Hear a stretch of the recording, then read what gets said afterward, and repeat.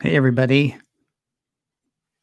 Take a look at me. I've got street credibility. That's right. I just did the wham rap for you. I did the wham rap for you. That much of the wham rap, but it was just for you. Let's see who's here. Nate's here. Webb's here. Frank's here. Bill's here. David, Donna, Nabil. Hey, Nabil. It's been a while. How you doing? Holy cow. You guys just start talking like long before I get here. Hey, is that Paul? I hope so. I think Starfleet Universe is Paul, but I'm not sure. If I'm wrong, I apologize, but I think it is. Right. Why don't we go ahead and dive in? If you're here in the chat room, fantastic. Thank you so much. It means so much that you're here. And I will stop by the chat room afterwards. In the meantime, though, I'm recording. I'm live, so let's do a show. What do you say? A few more thoughts on one more thing. It is Wednesday, the 11th of November, 2020, and this is macOS Ken Live. I'm cold. I don't know about you.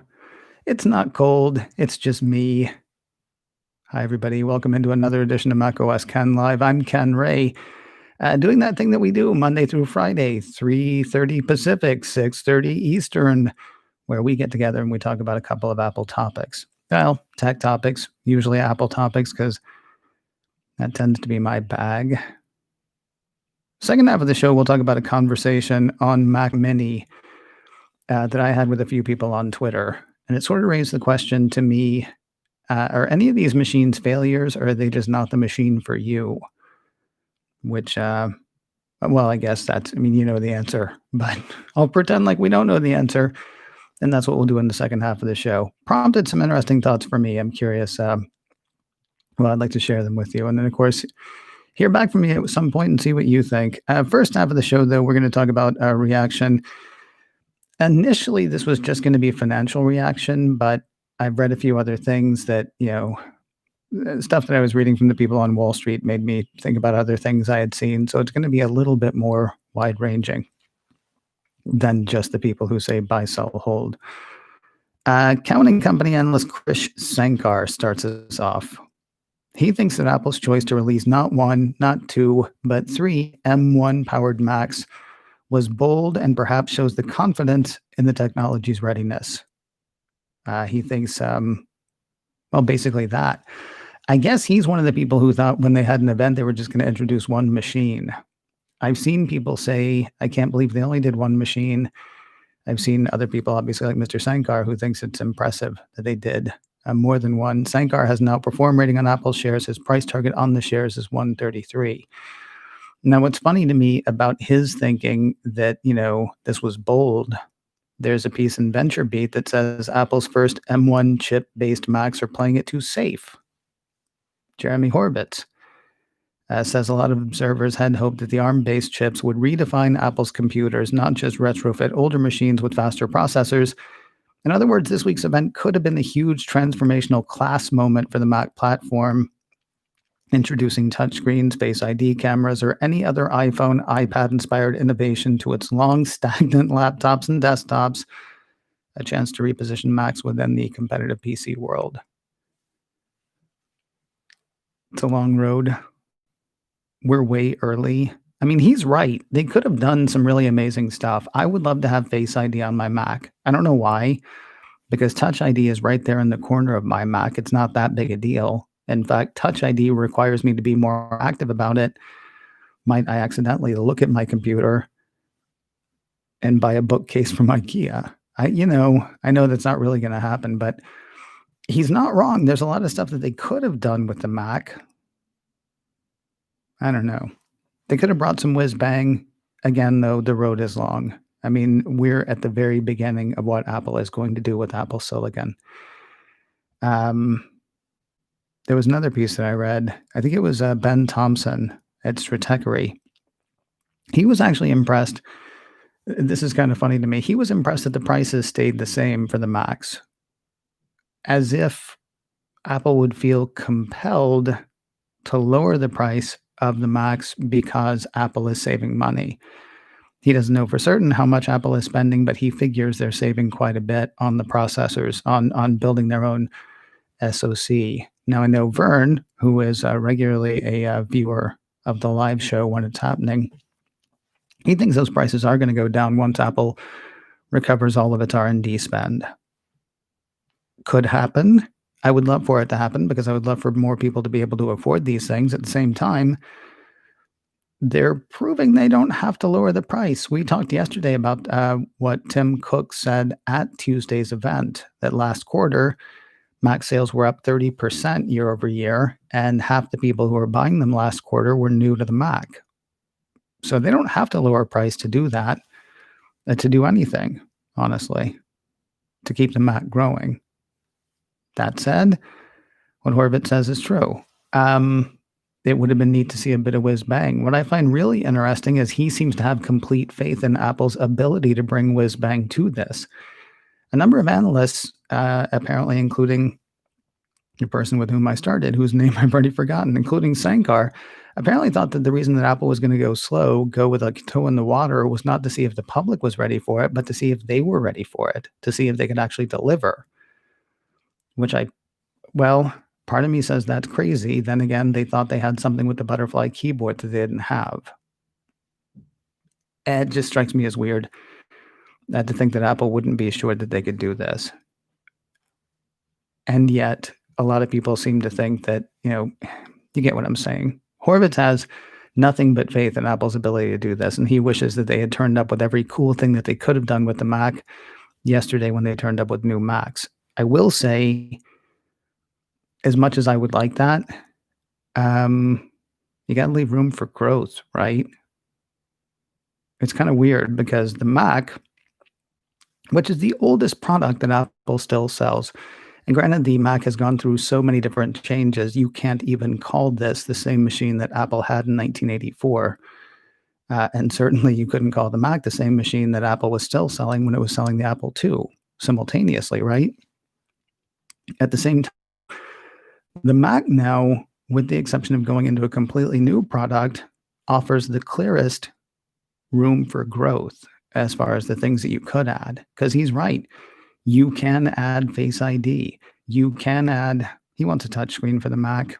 I personally am not overly into that idea, but that is something you can add as well.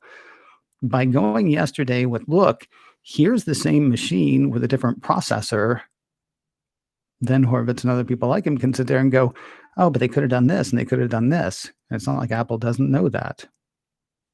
They may well have a touchscreen Mac sitting in a lab ready to be introduced in 2022 when they maxed out growth on the ones with the Face ID, when they maxed out growth on the ones that they announced yesterday. That's why I say we're veering off the, financial side of things. Let's get back to those guys, though, because you know them. Raymond James analyst Chris Casso thinks switching to in-house Mac chips will strengthen Apple's ecosystem and ultimately help drive Apple's revenue from services, which is kind of funny, using the M1 as a Trojan horse. He's got an outperform rating on Apple shares and a price target of $140. Goldman Sachs analyst Rod Hall is strange to me. If you listen to him talk about Apple, if you read what he has to say about Apple, he seems to love it, and yet he has a sell rating on the shares and a price target of $75. I believe that is more technical, less story. I think he's doing math to come to that, not looking at Apple's past, which is fine because past performance is not indicative of future results, but also just he seems to be buying whatever numbers he's saying and not any of the story. Because listen to what he says. We see this departure to Apple's own silicon designs as a key strategic advantage for Apple in the PC market that should allow continued share gains in less price-sensitive markets. We also believe the M1, combined with the Mac OS, offers unique security benefits that should help to drive a continued increase in business adoption for Apple's Mac lineup. So he is seeing the chance that it's going to keep growing in the enterprise, which has already been doing, and keep growing with consumers, which has already been doing. He is worried, obviously, about the price, but that is something that Apple could play with if they decide that they want to gain more market share, by hitting on the price side. But wait, he's not done. Other things that could work well, excuse me, for Apple include better than expected iPhone demand, strong demand for wearables, better than expected services growth, OpEx reductions, and significantly outsized buybacks and meaningful dividend increases. He seems to love Apple, which is why he has a sell rating and a price target of $75. You tell me. Finally, Morgan Stanley analyst Katie Huberty is impressed with Apple's overall growth through the September quarter, and she does make allowances for the fact that iPhone 12 didn't come out until the following quarter. Everything was going gangbusters except for missing that. Despite a challenging environment with much of the workforce remote and disruption to suppliers and Apple's own retail stores, Apple was able to deliver monumental 9 months of software. Basically, it's weird because this came on the heels, her note came on the heels of the One More Thing event. She doesn't really concentrate on the One More Thing event, except to say that Apple has grown everything over the past 9 months. What happened yesterday is just another indication that Apple is a lot more than iPhone, which I found interesting. So that's some of the financial reaction stuff and some of the reaction I found online. We'll talk a moment about a conversation that I got into in the wee small hours of the morning when decent people were just waking up. I was still sitting up taking care of a couple of things before going to sleep till far too late in the day. We'll get to that conversation in just a moment. But first, I want to remind you about tomorrow's edition of the Checklist. It just so happened that we recorded an episode about some of the privacy and security features coming to macOS Big Sur to be released on the day that macOS Big Sur is to be released. That happens tomorrow. So does that episode of the Checklist. Episode 200 something. Honestly, I've lost count. I think it's episode 207.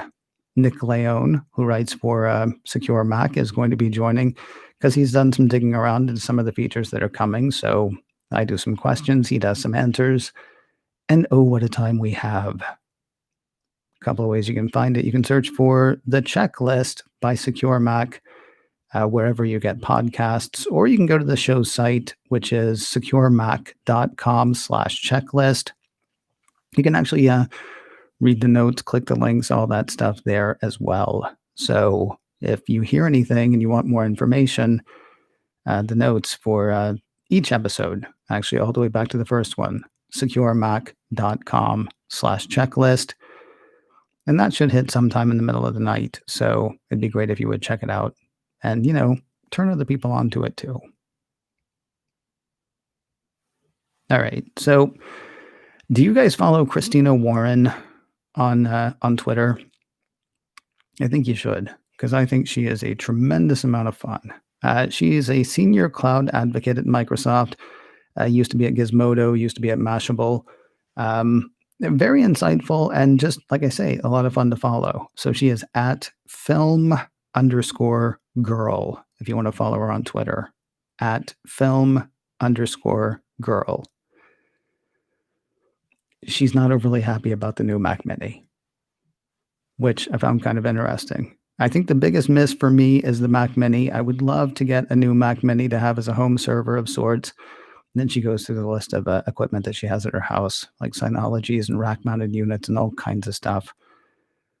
But I can't in good conscience spend $1,500 on something with 16 gigabytes of RAM, she says. Which leads me to deeply question who this Mac Mini is for. We know who the existing base of Mac Mini owners have been, she says. People using them in the data center, people using them as home servers, devs using them as cheaper build machines. I don't think this new Mac Mini fits that bill. The old Intel Mini that is still being sold should not be purchased by anyone, she says, because it's 3 chip generations old. But man, this replacement is a major downgrade, she says. And I'm not talking about performance, though that's subjective and we'll have to see. But to go from a Mac of 64 gigabytes of RAM to 16 is a blow, especially at this price point. I don't know if data centers will flock to these machines for larger builds, but I could be wrong. See, what's interesting to me is she says, it's too little memory, but I'm not talking about performance. Isn't that the game? I mean, isn't that what you're there for? You're there for the performance, right? Dave Hamilton and David Sparks both got in on the conversation, wondering whether the M1 just maxes out at 16 gigabytes. I actually liked what Dave had to say. I say that like I don't like what Dave has to say, but I actually liked what Dave had to say. I wonder if it'll truly matter given this new architecture. That matters on a more classic setup like we have now or had before, but we really don't know about this new one, which I think again goes back to how can you say performance aside when you're talking about something like memory? And that's honestly where I landed. If you're doing the whole soup to nuts approach that Apple is doing, right? It's possible, and I'm not saying, as we talked about yesterday, I'm not a hardware guy. It's hard to imagine that Apple is going to introduce something that does not do at least as well as the thing it's trying to replace. Now, again, we can always point to the butterfly keyboard.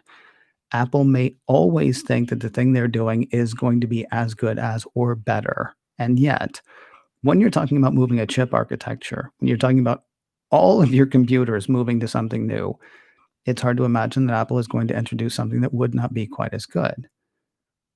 So what I found myself wondering is, can they make 16 gigabytes just as fast as the 64 gigabyte Mac Mini, or fast enough anyway that a majority of what people do with these machines they won't notice. The problem, though, is we know that there's 64 gigabytes out there, and they're maxing us out at 16. I mean, is it just knowing that you could have 4 times as more, or you should be able to have 4 times as more, could and should, both in quotes there, is knowing that we can usually get more, always going to make the 16 gigabytes seem inadequate, even if it's not? Performance included, I would say. Is enough ever enough, is what I asked on Twitter. The M1 plus the 16 gigabytes may match higher capacity, but knowing we could have 32 gigabytes or 64 gigabytes may always make 16 gigabytes feel small. For Christina, maxing out at 16 gigabytes is a deal breaker, she says, which is fine because, not every machine is for everybody. Going back actually to what we talked about from both the financial analysts and from VentureBeat, Sankar is impressed that Apple introduced 3 whole machines. VentureBeat is unimpressed because they didn't do anything groundbreaking with these computers. I personally have always thought that you're supposed to do something groundbreaking with your computer. That said, I understand why people want that. There was some article that I didn't even say for macOS Ken because their complaint was that the outside didn't change or the form factor didn't change. Now, maybe that goes to the thing that we were talking about the other day as far as you could flip out 2 screens, or somebody actually wrote to me and said that they would love a display that you could put on a swivel so you go vertical or horizontal with it. Okay. I mean, whatever your use case is, that's the use case you want, I suppose. I don't know. She says it's a deal breaker. I don't think that makes the Mac Mini a failure. I think it just makes it not the right machine for her. It's possible with the M2 or the D1 or whatever they're going to come up with, you know, maybe there will be a Mac Mini at some point that can do 32 gigabytes or 64 gigabytes of RAM. What I'd really like is for people to say, I'm glad I don't have to spend extra on that RAM to get just the same speed. But, even if you never get the needle over there, talking like an old person, your odometer went up to like 140, 160. Even if you never went that fast, it was neat to know that you could. Maybe Apple could just charge people for 32 gigabytes or 64 gigabytes and not tell them. That might lead to a lawsuit. Let's do a little bit of feedback. One piece of feedback, actually, Bishop, aka Bish500, asked me on Twitter, have you noticed when using the hand washing timer on the Apple Watch, I have a Series 5, he says, that the sudsy thumbs up symbol has been replaced in the last watchOS update with motivational messages like good job, well done, and nice one. I'm curious why. Well, I'll tell you, Bishop, I haven't noticed that because I've still got a Series 3 watch, so thanks for bringing it up. I'm kidding. Sorry. I mean, I'm not kidding. I do have a Series 3, but I do find that interesting. When you say you're curious why, I don't know. So I've got friends that I do share activity with on Apple Watch, right? And when you're in competition, I don't like doing competitions on Apple Watch for a couple of reasons. One is I'm lazy, but the other reason is when you start doing competitions, the messages that it gives you to send to people to sort of theoretically motivate them actually end up being trash talk. They end up being kind of mean, and I don't like being mean. I can be, but I don't like doing it, and I always feel worse afterwards. I don't know. Maybe it's giving most motivational messages because it figures people need motivational messages. Also, thumbs up can actually be insulting or obscene in some cultures. So it's possible they stopped doing that for that reason too. I don't know. I'm going to go lick my wounds now about the fact that I have a smarter watch than anybody before me ever had. And yet, oh, it's not the newest one. My Series 3 is great. And you can tell it I said so. Hey, if you're here in the chat room, please stay in the chat room. I will be by momentarily. If you're not here in the chat room, man, the chat room's going crazy. Hopefully it's not all them telling me that it's gone all staticky again. There's a bunch of people that get together, really great people that get together every day and talk amongst themselves while I'm doing this. And then I hang out afterwards and read some of the comments and talk to them too. I'd love it if you would join us. So 3:30 Pacific, 6:30 Eastern. I will know that off the top of my head at one point, Monday through Friday. You can find the show live at youtube.com/KenRay, youtube.com/KenRay, if you want to join us live. And if you don't, hey, thanks for checking it later, or thanks for catching the audio podcast. News continues. Got macOS Ken tomorrow morning, got the checklist tomorrow morning. Oh, got Allison Sheridan on in a few minutes talking about her take on the one more thing. Just a content machine. Got to go refuel. Talk to you soon.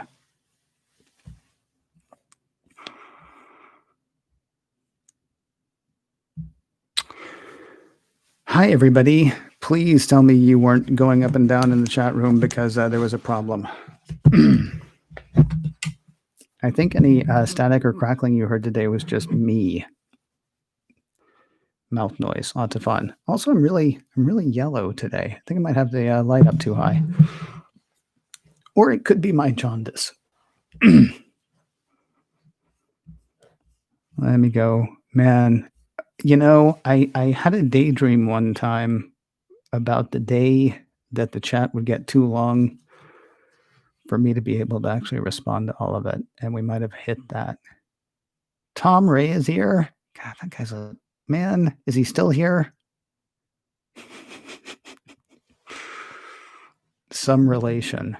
Funniest guy I knew growing up. Still pretty funny. Right, where are we? Nabil starts right away. Are people not liking the M1 Max? No, there are a couple of people I think who are disappointed by some things, but mostly people seem excited about the direction and understand that we're just at the beginning. So there we go.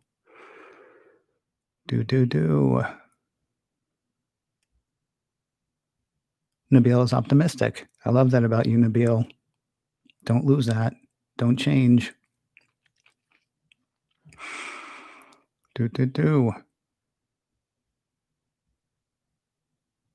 Oh, and then he explains his optimism. He honestly thinks that with the new hardware, Apple's performance is going to be untouchable. Untouchable? Is that what you said? Yeah, untouchable.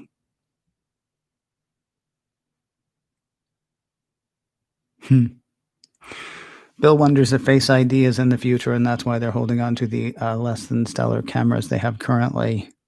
See, I don't want to accuse them of anything. Did I say the whole thing about India? I can't remember. Because I had it in my head to sort of almost liken the Mac to India, now because India is going to do what China did, right? Apple has clear ideas of how they're going to grow that. It sort of feels like accusing them of something to say they could have done so much more with the Mac and they didn't because they're holding back for growth. Instead, you could take the business standpoint and say they could have done more with the Mac but didn't because they're holding some for growth. Kind of like we talked about with the first iPhone not having 3G, even though 3G was rolling out, and the iPhone when they introduced 4G about a year later than they could have. That wasn't holding back for growth necessarily. That was a better customer experience, and who knows? That may be why they're holding back on some features as well.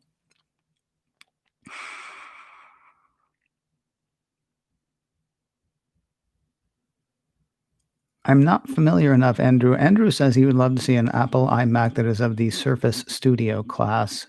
It would blow me away. Or it would be blow away, excuse me. I'm honestly not sure what you're talking about, unless you're talking about those giant things that Microsoft has, because that would be really cool. It would also be cost prohibitive for a lot of people, I think.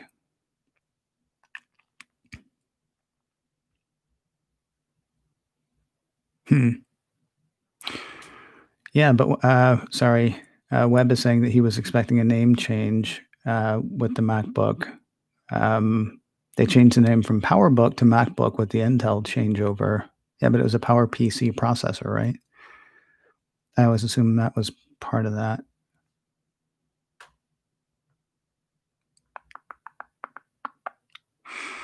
Hmm. Yeah, see, now it's just me reading and you guys watching me read.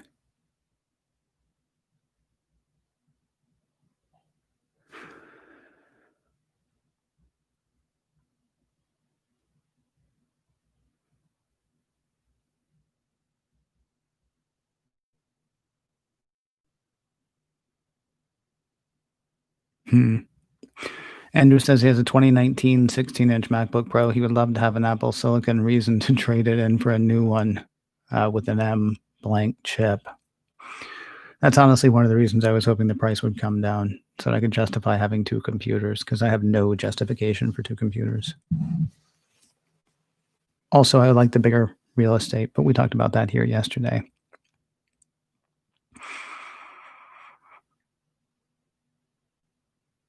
Okay, sorry, Nabil says the RAM issue is a huge problem with Apple. They always charge way too much for RAM, and now it's not user upgradable. What if you don't need it to be? I'm not saying you're not going to need it to be. I mean, we really have to wait until we'll start using these things, right? We have to wait until, like, I wish Christina Warren was buying one to put it through its paces. And I understand why she's not, because $1,500 is not a small amount of money. It also sounds like she maxes out everything that she buys, or at least, for this particular use case. I wish it'd be great if somebody at Apple saw what she had written and said, well, here, try one for a week.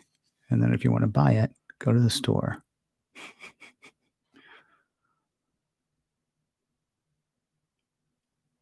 Yeah, I hear you, Nabil. Sorry, I don't hear you. And nobody hears what I'm talking about. If you're doing video or image editing or even light gaming, it's easily going to chew up that amount of RAM. We don't know yet. Up to this point, yes. Their new architecture, their new all that stuff. It remains to be seen. Again, though, I mean, that's the question about the 13-inch MacBook Pro, right? It says Pro in the name, but Adam Christensen on today's edition of In a Few Minutes was talking about that. There's Pro and there's Pro. The 13-inch MacBook Pro, he really sort of sees as, at best, a prosumer device, which is not to knock it, but there are lots of people who will go ahead and buy the 13-inch MacBook Pro because it says Pro, but they can go ahead and they can afford it. You know what I mean? I don't know. It's early days. You'd want to try it out. You'd want to see. Or I want to try it out and I want to see. The thing is, I don't do anything that's going to, except for maybe like the times that we get glitchy here. This is probably the most intensive thing I do is this streaming, which I know my phone can handle fine. So, this computer should be able to handle fine. And the 16 probably even the 8 GB RAM on an M1 Mac should be able to handle it. I don't even know how I would do anything that would max out a machine, honestly, unless I was trying to play video games, like you say.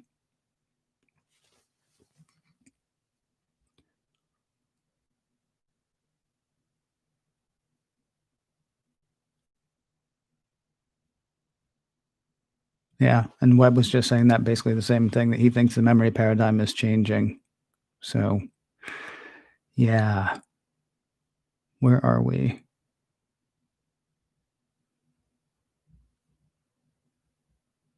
Cool. Nabil's going to get to see his friend's Mac Mini. I forgot to ask. I had one person, I'm sorry, email me and tell me that they had ordered something. I forgot to put that in the feedback, though. So, oops. Nabil says I need a moderator to read the chats for me during the stream and have notes for you at the end. Nabil, you are not wrong. I do need that. But I need to be able to pay somebody to do that. That's 2.0. That's this show 2.0. Although I guess this show is this show 2.0 because it's different than the one before. So 2.5, maybe 3. I don't know. It's not a 0.1 change, though. No, they need to go back to macOS 10, Vern. Vern says Ken doesn't rhyme with 11, and I need to change my name. Just call me Big Sir. Is that a problem? Clevin.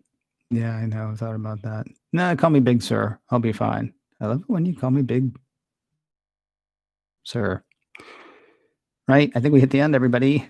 Big Sir. Say it like that. That's fine. Oh, that's in danger of becoming a thing. Right. I need to go turn this into a show. Don't stop it. No, I'm sorry. I'm only kind of sorry that I suggested that. Hey, thanks everybody for being here. Thanks for hitting like. Thanks for hitting subscribe. You guys are awesome. I love this conversation. And Nabil, you're honestly not wrong. I would love to have a list of things to go to immediately rather than sitting here and reading like that. And that would make the after show more like a show and less like some old guy who keeps taking off his glasses and putting them back on so he can see. Ryan. Oh, Ryan. See, Ryan's actually coming back with a point. The memory should be less important now that the RAM is incorporated in the SoC. That's the other thing that will help the speed of the storage. Yeah. Or yeah, the other thing. Well, yes. Yeah, I think we reach, Ryan. I think. Yeah, I'm really curious to see what people say. People who do like hardcore stuff. I'm curious to see what they say. My friend John, who I mentioned yesterday, does a ton of stuff that would benefit from one of these machines, but he wants 16. He wants a 16-inch display. He doesn't want a 13-inch display. That is also too bad. But such is life. Such is the train station. Right. I'm out. You guys are wonderful. Let's meet back here tomorrow and do it again. Take care.